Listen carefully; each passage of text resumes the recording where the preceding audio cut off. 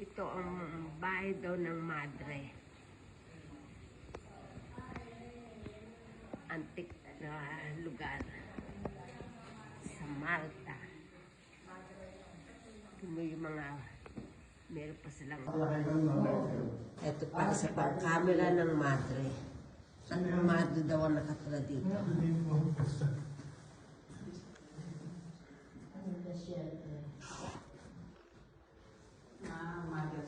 Ito isa pa.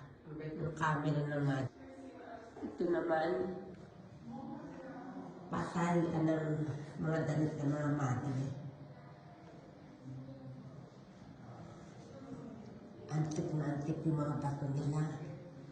Tingnan mo, may mga baldi pa. Tingnan mo naman yung mga uso pa ng panahon ni Mahoma. Initan ng tubig. Maganda ang lugar na to.